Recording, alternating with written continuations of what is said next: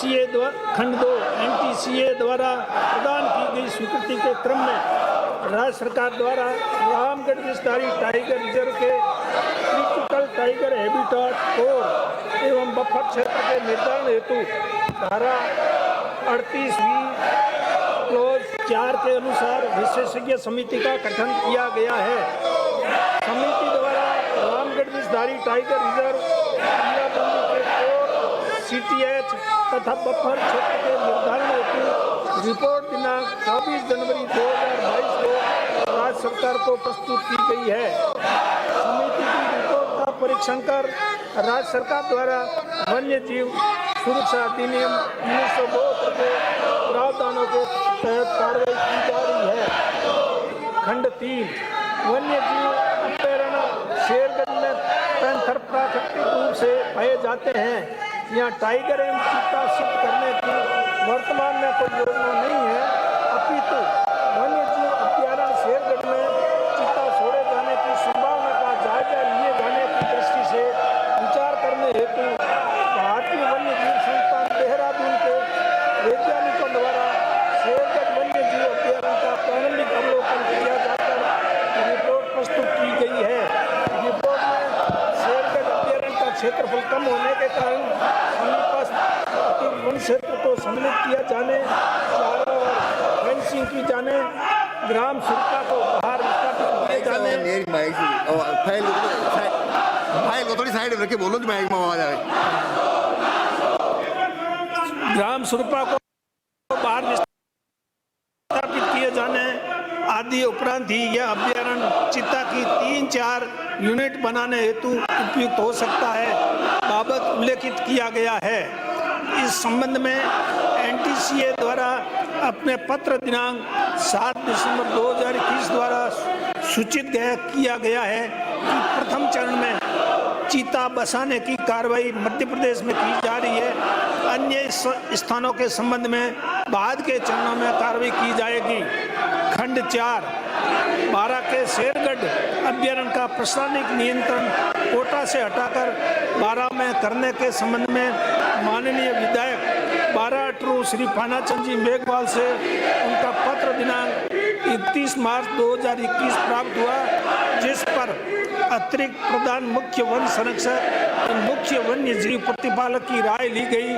अतिरिक्त प्रधान मुख्य वन संरक्षक एवं मुख्य वन्य जीव प्रतिपालक की राय अनुसार शेरगढ़ अभयारण्य का प्रबंधन एवं प्रशासनिक नियंत्रण वन्य जीव मंडल कोटा में रखा जाना उचित है, जिससे अभयारण्य में वन्य जीवों एवं उनके हैबिटेट का प्रबंधन, रेस्क्यू कार्य आदि सुचारू रूप से हो पाएगा। अन्य अध्यक्ष महोदय, 12 के वन अभयारण्य में वन विभाग की ओर से 4 दीवारी करने का विचार रखते हैं या नहीं? दूसरा, क्या जंगली जानवरों के फसल को नष्ट करने पर मुआवजा देने का विचार रखते हैं?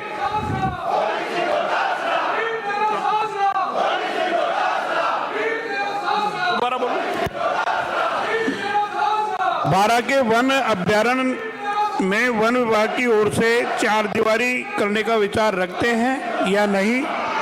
दूसरा, क्या जंगली जानवरों के फसल को नष्ट करने पर मुआवजा देने का विचार रखते हैं या नहीं? दोबारा। जंगली जानवरों को फर्स्ट नष्ट करने का मामले का प्रश्न है तो वो अलग प्रश्न है। ये रामगढ़ से संबंधित है तो उसके लिए आप अलग से प्रश्न पूछे। ये रामगढ़ वन्यजीव अभयारण्य से है संबंधित है।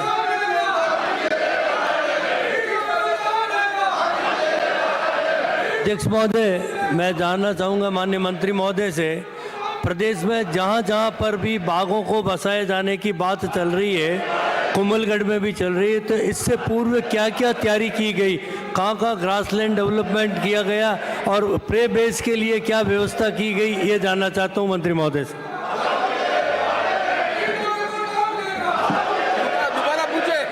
दोबारा पूछ ले। माननीय मंत्री महोदय, मैं ये जानना चाहता हूँ कि आप बाघों को पुनर्वास के लिए जो बात चल रही है, कुंभलगढ़ वन्य अभयारण्य में भी बात चल रही है, तो बाघों को बसाने से पूर्व विभाग ने वहाँ पे क्या क्या तैयारी की है, कितना ग्रासलैंड डेवलपमेंट किया है और उसके प्रे बेस के लिए क्या व्यवस्था की गई है। नहीं तो कैटल लिफ्टिंग और मैन ईटिंग की स्थिति पैदा हो जाएगी। तो उससे पूर्व विभाग ने क्या क्या व्यवस्था की, ये जानना चाहता हूँ। मैंने कहा ये प्रश्न तो रामगढ़ विषधारी और मुकंदरा से संबंधित है।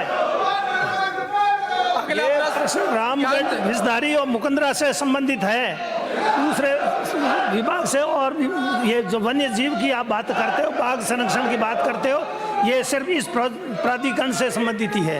अगला माननीय सदस्य मंत्री महोदय, मेरा वहाँ से भी मतलब है, वहाँ पे क्या तैयारी की है, वहाँ पे प्रे बेस के लिए और प्रे बेस को बढ़ाने के लिए ग्रासलैंड कितना डेवलप किया, वो जानना चाहता हूँ।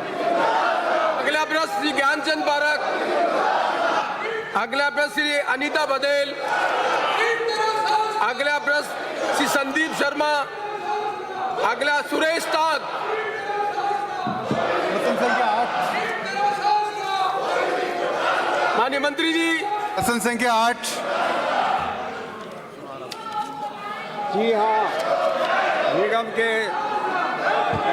सीमित संसाधनों एवं कोरोना महामारी के कारण निगम वाहनों को पर्याप्त यात्रा भार नहीं मिलने से पूर्व में संचालित विधानसभा क्षेत्र किशनगढ़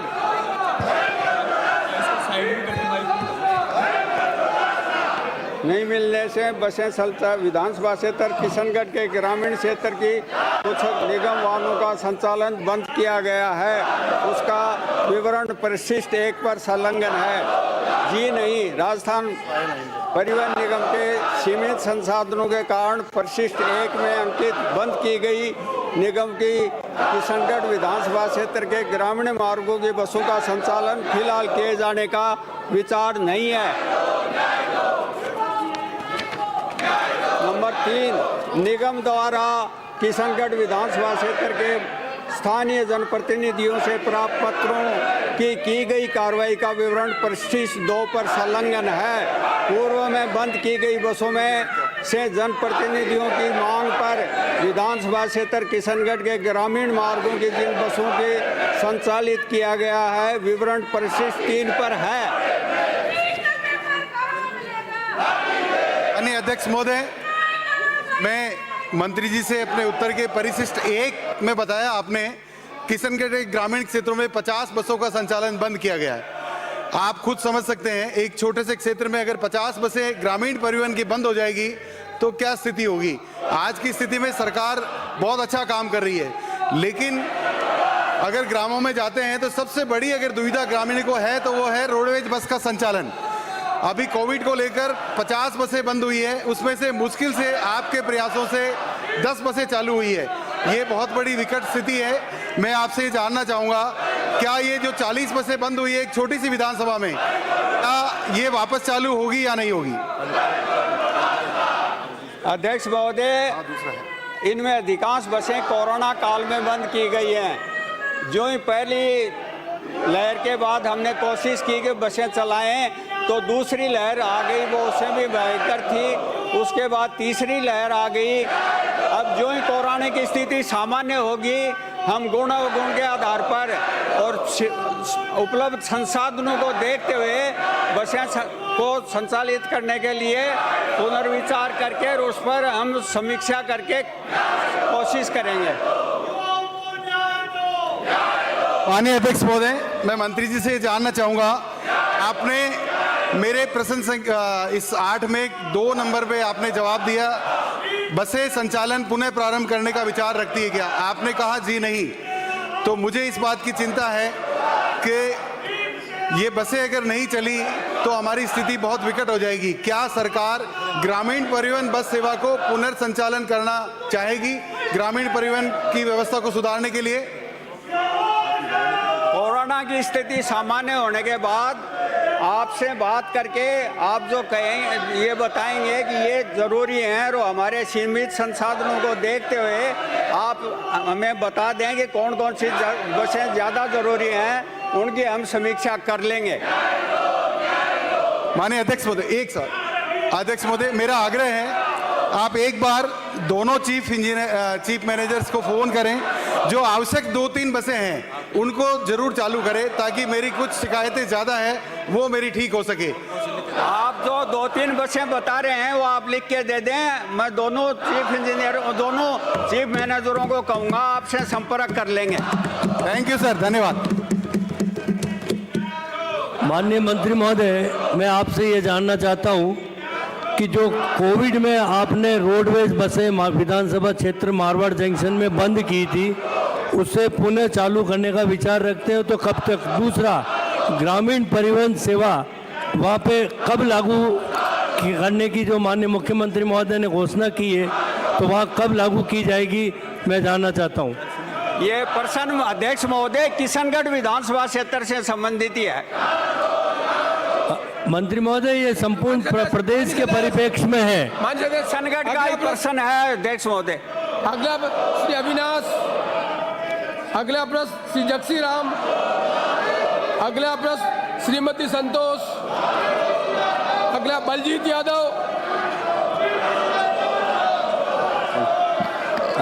अध्यक्ष महोदय, प्रश्न संख्या 97।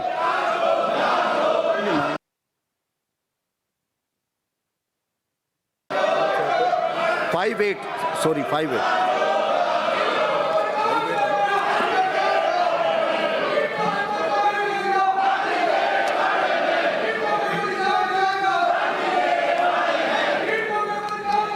अध्यक्ष महोदय, प्रश्न का खंड 1।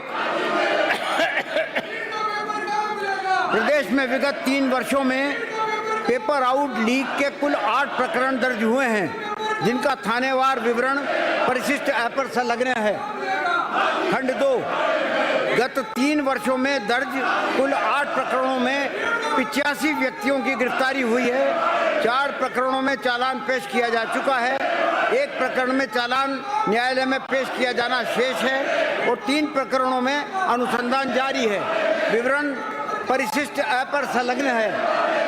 खंड 3, जी हाँ, राज्य में होने वाली परीक्षाओं में अनियमितताओं को रोकने के लिए सख्त कानून बनाने का मामला प्रक्रियाधीन है। मैं आपके माध्यम से माननीय मंत्री महोदय से ये जानना चाहता हूँ, क्या सरकार इस बात को जानती है कि व्यक्ति के जीवन में सबसे ज़्यादा पीड़ादायक स्थिति कोई होती है तो वो होती है उसके सपनों का खून हो जाना और उसकी उम्मीद का टूट जाना। मैं जानना चाहता हूं, जब एक व्यक्ति का खून करने पे सजाए मौत का प्रावधान है, उस आदमी को फांसी तक की सजा दी जाती है, तो क्या सरकार लाखों बेरोजगारों के सपनों का खून करने वाले पेपर लुटेरों के बारे में ऐसी कोई कड़ी सजा का प्रावधान करना चाहती है, हाँ या ना? और अगर हाँ तो क्या करना चाहती है, कब तक इस बारे में कोई बिल लाना चाहती है, कानून बनाना चाहती है, जानना चाहता हूं। अध्यक्ष महोदय, जहां तक सवाल इस बात का है कि इस मामले को रोकने के लिए वो प्रयास किए जाने चाहिए या विधि में कोई परिवर्तन किया जाना चाहिए, तो उसके लिए बिल तैयार किया जा रहा है, जिसमें कड़े प्रावधान किए गए हैं ताकि इस प्रकार की हरकतें, इस प्रकार की अनियमितताएं आगे से जाके ना हो। लेकिन रीट पर हल्ला करने वालों को मैं बताना चाहता हूं कि रीट के पेपर 2 बार आउट हुए हैं, 2016 में और 2018 में, लेकिन वो जांच इन्होंने एसओजी को नहीं दी। सीबीआई की बात करते हैं, एसओजी को भी जांच नहीं दी, थाने वाले जांच कर रहे हैं। इनके वक्त में 5 बार जो है पेपर लीक हुआ है, 5 बार में से रीट का पेपर खासतौर पर 2 बार आउट हुआ, 2016 में हुआ और 2018 में हुआ, लेकिन वो थानों पे जाके जांच दे दी। और आज जो है कहते हैं कि साहब सीबीआई से इंक्वायरी करवाओ। अरे एसओजी तक में तो जांच नहीं दे पाई, शर्म आनी चाहिए। जहाँ तक सवाल आपका है, मैं निश्चित तौर पर जो है आप ये जो है अगला जो विधेयक तैयार हो रहा है उसको जो है इसी विधानसभा में पेश किया जाएगा और उसको पास किया जाएगा। महोदय, मैं आपके माध्यम से मंत्री जी से ये भी जानना चाहता हूं कि पिछली सरकार में जो पेपर लूट के प्रकरण हुए थे, क्या उन प्रकरणों में कोई सीबीआई की जांच करवाई गई थी या नहीं करवाई गई थी? ये मैं जानना चाहता हूं। पिछली सरकार में जहां पर भी जितने भी पेपर आउट हुए, मैं निवेदन करना चाहता हूं अध्यक्ष महोदय कि 2014 में आरएस का पेपर आउट हुआ, 2014 में ही आरजेएस का पेपर आउट हुआ, 2013 में एलडीसी का पेपर आउट हुआ, तो 2007 परीक्षाएं यूनिवर्सिटी की 2017 में आउट हुई। जेल प्रेरी का पेपर 2018 में आउट हुआ, लेकिन एक भी प्रकरण एसओजी को छोड़ करके तो जो है सीबीआई में देने का प्रश्न ही नहीं होता। एक भी बार इन्होंने कभी सीबीआई को जो है ये पेश नहीं किया गया। जो पीछे के केस पिछली सरकार में जिनकी जांच नहीं हुई गई और जिससे स्टूडेंट असंतुष्ट हैं कि उनमें रफा दफा कर दिया गया, और उसी का कारण ये रहा कि वापस जो पेपर लुटेरे थे, जो मुलजिम थे, उन्होंने फिर अंजाम दिया उस घटना को, क्योंकि उनको सजा नहीं मिली और बहुत से लोग बच गए। तो क्या सरकार दोबारा से कोई ऐसा प्रावधान है कि 14 से लेकर के जो 18 के बीच में प्रकरण दर्ज हुए, क्या उनकी पुनः जांच कर सकती है सरकार, या उन प्रकरणों को सीबीआई की जांच के लिए दे सकती है ताकि उनकी जांच हो सके पीछे वालों को? क्या मैं ये जानना चाहता हूं। अगर नहीं तो फिर ये दोहरा चरित्र क्यों है कि अपनी सरकार में उनको दबाया जाएगा और दूसरी सरकार होगी तो थोथी नेतागिरी की जाएगी? ये दोहरा चरित्र क्यों है, ये मैं जानना चाहता हूं। और अगर है सरकार की मंशा साफ, तो पिछले जो प्रकरण दर्ज है उनकी भी पुनः जांच की जाए और दूध का दूध पानी का पानी होना चाहिए, कि मैं मांग करता हूं। अध्यक्ष महोदय, मैं निवेदन करना चाहता हूं कि पहला जो पेपर लीक आउट हुआ 2000, उसमें सिर्फ कुल मिलाकर के 10 आदमियों की गिरफ्तारी हुई, दूसरे में सिर्फ 1 आदमी की गिरफ्तारी हुई, तीसरे में 11 आदमियों की गिरफ्तारी हुई, चौथे में 12 आदमियों की गिरफ्तारी हुई, पांचों में भी 12 आदमियों की गिरफ्तारी हुई। लेकिन अभी इस रीट के मामले में 38 से भी ज्यादा आदमी गिरफ्तार किए जा चुके हैं। जहां तक सवाल इस बात का है कि आपने जो माननीय सदस्य ने जो संदेह व्यक्त किया है कि प्रॉपर जांच न होने के कारण ही उन लोगों की हिम्मत बढ़ी और बढ़ने के बाद ही ये जो रीट का जो प्रकरण चल रहा है, इसमें जो है वो लोग शामिल होकर के पेपर आउट किया, निश्चित तौर पर ये संदेह सही है। अब जो जिस तरीके की तैयारी सरकार के द्वारा की जा रही है कि कोई बिल लाया जाए, वो तो बिल में कड़े प्रावधान डाले गए हैं ताकि निश्चित तौर पर इस पर रोक लगने की संभावना रहेगी। एक जानकारी करना चाहता हूं कि एक बार हैदराबाद के अंदर एक वेटनरी डॉक्टर के साथ सामूहिक रेप हुआ और उसके रेप होने के बाद 4 दिन में मुलजिमों को गिरफ्तार किया गया और गिरफ्तार करके उनका एनकाउंटर हुआ, और पुलिस ने जो उनका एनकाउंटर किया उसकी तारीफ सड़क से लेकर संसद तक हुई, सोशल मीडिया पे हुई। मैं ये सरकार से मांग करना चाहता हूं और जानना चाहता हूं, क्या इसी प्रकार की कोई छूट जो ये पेपर लुटेरे हैं इनके खिलाफ कार्रवाई सख्त करने की छूट क्या राजस्थान पुलिस को देने की भी मंशा राजस्थान की सरकार रखती है? क्योंकि इन लुटेरों को छोटी मोटी सजा से कोई इनका होने वाला नहीं है। जब तक हैदराबाद में जिस प्रकार से उन्होंने जघन्य अपराध किया एक युवती के साथ, उसी प्रकार से सपनों का जो लाखों युवाओं के सपनों का बलात्कार कर रहे हैं पेपर लुटेरे, और सिर्फ नेतागिरी करके उसको दबा दिया जाता है। कोई कड़े प्रावधान किए नहीं जाते जिससे कि उनको सजा मिले और आगे से पुनरावृत्ति ना हो, और जो युवाओं के भविष्य के साथ खिलवाड़ हो रहा है वो ना हो। तो मैं मांग करना चाहता हूं, क्या सरकार राजस्थान की पुलिस को इस प्रकार की छूट दे सकती है कि हैदराबाद वाला ही यहाँ पे करके बताए? क्योंकि मैं आश्वस्त करना चाहता हूँ कि राजस्थान की जनता, हिंदुस्तान की जनता जो गलत कार्य इस प्रकार का करता है, भाषण नहीं, प्रश्न मुझे समर्थन करती है। क्या फिर कोई फांसी के जैसे जैसी सजा इनको मिले।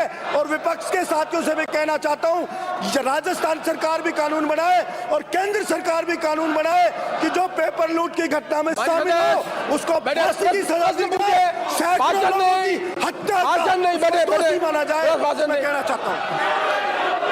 अगला प्रश्न फूल सिंह मीणा, अगला प्रश्न सतीश पूनिया, अगला प्रश्न भरत सिंह, अगला प्रश्न भरत सिंह।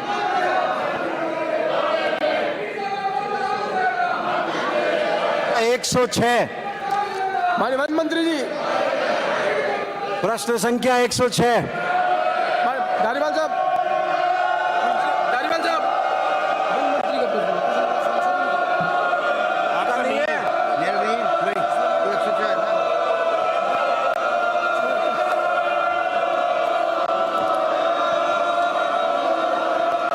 खंड 1, जी हाँ, राज्य आर्द्र भूमि प्राधिकरण का गठन आर्द्र भूमि संरक्षण और प्रबंधन नियम 2017 की धारा 15 के तहत किया गया है। उक्त नियमों के अधीन राज्य आर्द्र भूमि प्राधिकरण द्वारा निम्न कार्य किए जाने हैं। विनियमन हेतु चिन्हित आर्द्र भूमियों की प्रस्तुति करना, डिजिटल सूची तैयार करना, अनुज्ञात किए जाने वाले कार्यकलापों और प्रभाव क्षेत्र की सूची विकसित करना, संरक्षण और युक्तियुक्त उपयोग के लिए कार्य नीतियां परिभाषित करना, सतत प्रबंधन हेतु आवश्यक निर्देश जारी करना इत्यादि। खंड 2, आरक्षण भूमि संरक्षण और प्रबंधन नियम 2017 के तहत उपनियम 5 के प्रावधान अंतर्गत राज्य आर्द्र भूमि प्राधिकरण का गठन किया गया है। उपनियम 5 और 17 के अनुसार राजकीय सदस्यों के अतिरिक्त गैर कार्य सरकारी सदस्यों के रूप में आर्द्र भूमि पारिस्थितिकी, जल विज्ञान, मत्स्य की भूदृश्य योजना और सामाजिक आर्थिक क्षेत्र का एक विशेषज्ञ राज्य सरकार द्वारा मनोनीत किया जाना है। खंड 3, जी नहीं, वेटलैंड का चयन कर विकास करने की विभाग की कोई योजना नहीं है।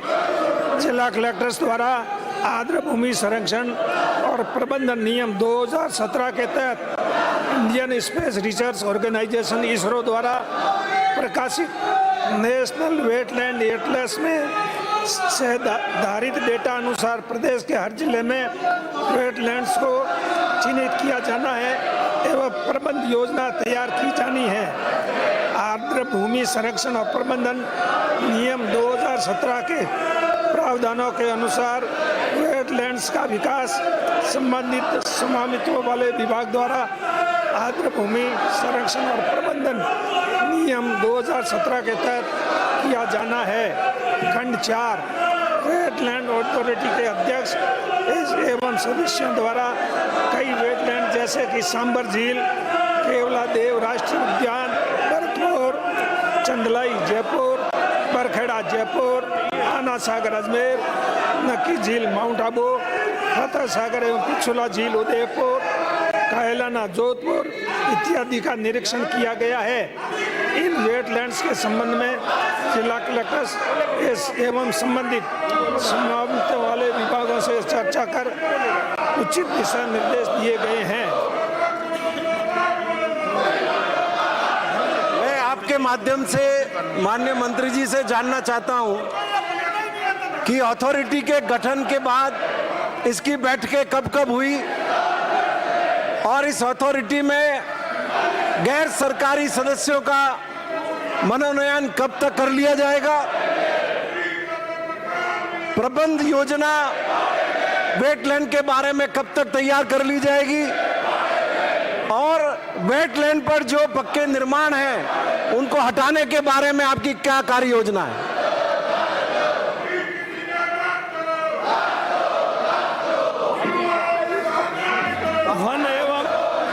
पर्यावरण एवं जलवायु परिवर्तन विभाग मंत्रालय भारत सरकार की अधिसूचना दिनांक 26/9/17 के प्रावधानों के तहत 27/11/19 को प्रदेश में राज्य आर्द्र भूमि प्राधिकरण का गठन किया गया है।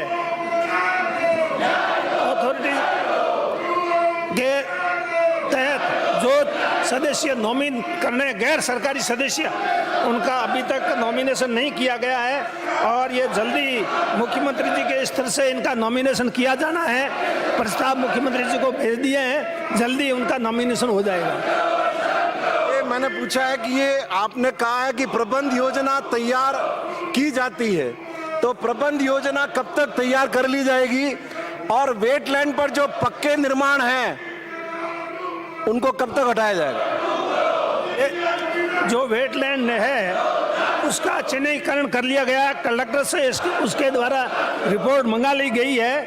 उसमें इसरो के द्वारा प्रकाशित रिपोर्ट है, उसके अनुसार राज्य में 46,748 वेटलैंड्स है कुल, और उसमें से 2.5 एकड़ से ज़्यादा के वेटलैंड्स है वो 12,625 है क्षेत्रफल की दृष्टि से।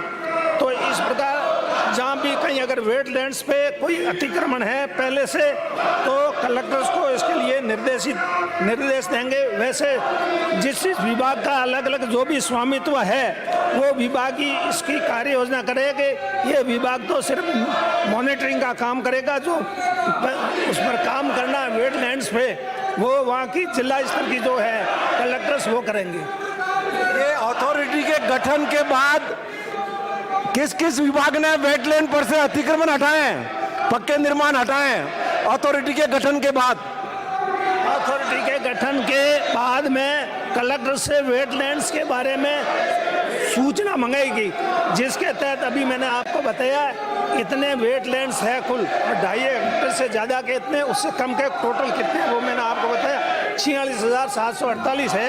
अभी तक सूची प्राप्त हुई है, उसके बाद में इस पर अतिक्रमण वगैरह है, इस प्रकार की कोई सूचना हमारे को नहीं मिली है। कलेक्टर से सूचना मंगवाएंगे, अगर इस प्रकार कोई हमें सूचना प्राप्त होगी कि वेटलैंड्स पे अतिक्रमण है तो उनका हटाने के लिए कलेक्टर को निर्देशित करेंगे। ये जो उदयपुर की पिछोला और फतेह सागर झील है, इस सदन में प्रतिपक्ष के नेता गुलाब चंद जी कटारिया 77 से आए हुए हैं, क्या राज्य सरकार वहां पर उनकी प्रतिमा लगाने का विचार रखती है क्या पिछोला और फतेह सागर में? ये प्रतिमा लगाने का प्रश्न है, ये अलग प्रश्न है, इसके मेरे में अभी जवाब नहीं दे सकता। अगला प्रश्न श्री गोपाल शर्मा, श्री गिरधारी लाल। प्रश्न नंबर 313।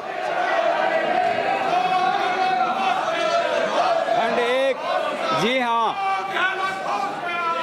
खंड 2, जी हाँ, विभाग द्वारा राज्य सरकार के स्तर पर नीतिगत निर्णय लिया जाकर निजी फिटनेस सेंटरों के अनुचित व्यावसायिक प्रतिस्पर्धा को रोकने, उनके आर्थिक व्यवहार्यता को सुनिश्चित करने एवं वाहन स्वामियों की सुविधा एवं सुगमता के उद्देश्य से दिनांक 4/6/2021 को अपने आदेश 9/2021 क्रमांक F7(53)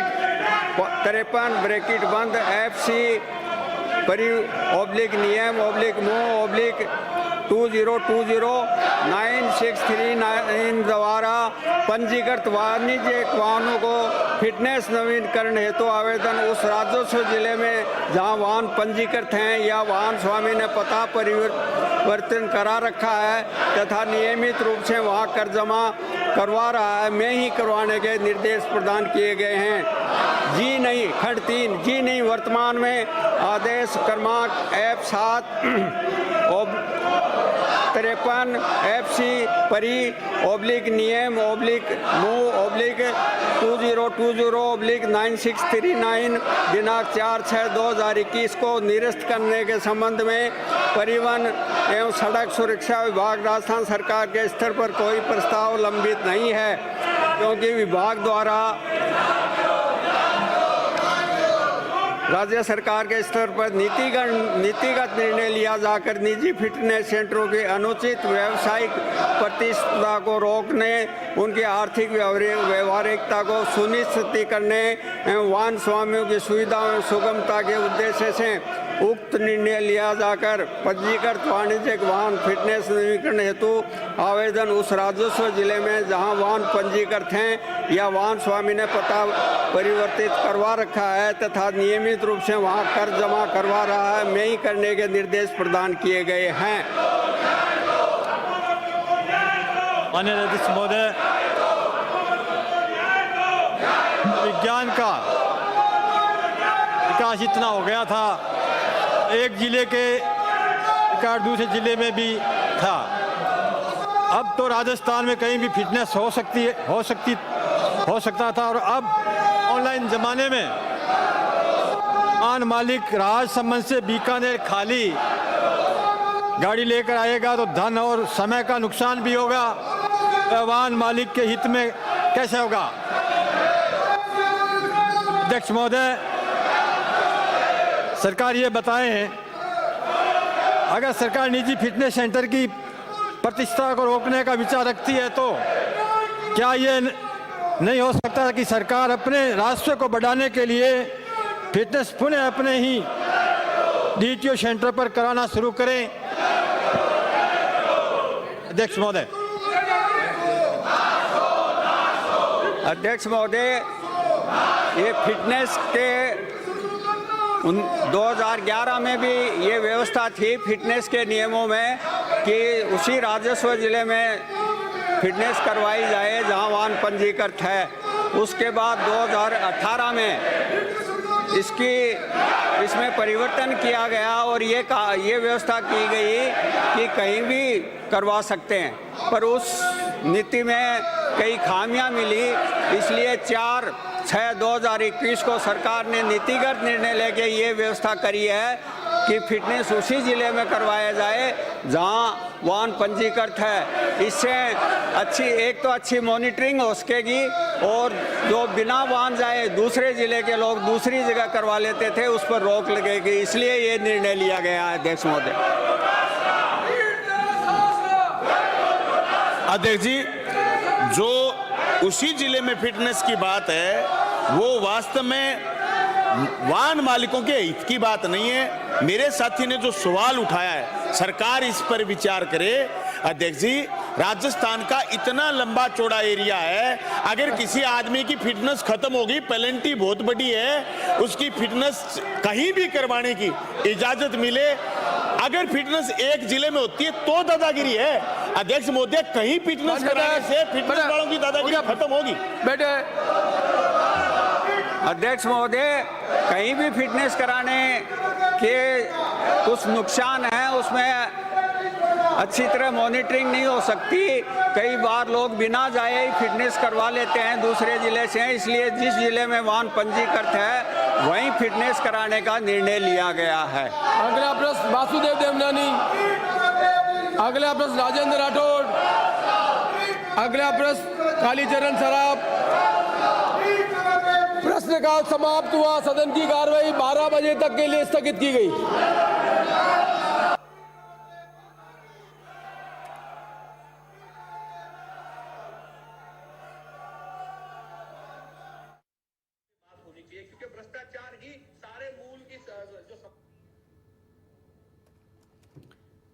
तो ये तस्वीरें हम आपको दिखा रहे हैं। विपक्ष का हंगामा हो रहा था प्रश्नकाल के बीच और ये लगातार विधानसभा की कार्यवाही हम आपको लाइव दिखा रहे थे। स्थगित हो गई है, इस बीच खबर आ रही है कि विधानसभा की कार्यवाही स्थगित हो गई है।